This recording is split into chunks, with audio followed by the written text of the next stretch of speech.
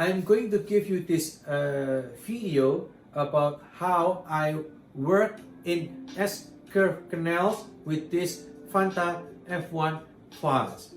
First thing first, you see here, I'm going to scout with my 10K file 2/3 of my working length, and I put my rubber stop over the desired length, and I transfer those lengths into my 1303.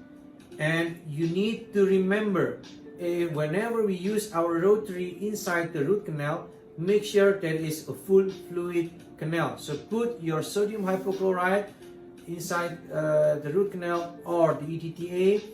In this case, I'm going to do my pre-flaring.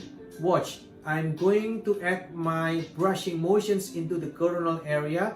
As you can see here, on the way out, I did my brushing.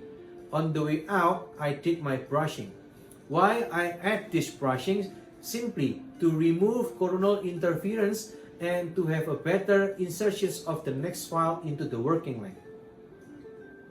After I create my pre-flaring, now I'm going to introduce my 10K file into the working length, and I put my rubber stop into the reference point and make confirmations with your apex locator. Make sure that this is the length that we should reach.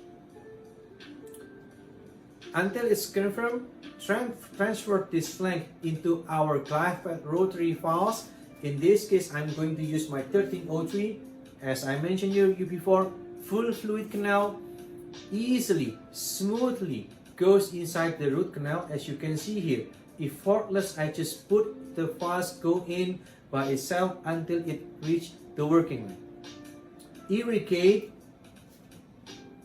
we need to irrigate, and once again full fluid canal, and goes next file, which is the 20 files until it reach the working length.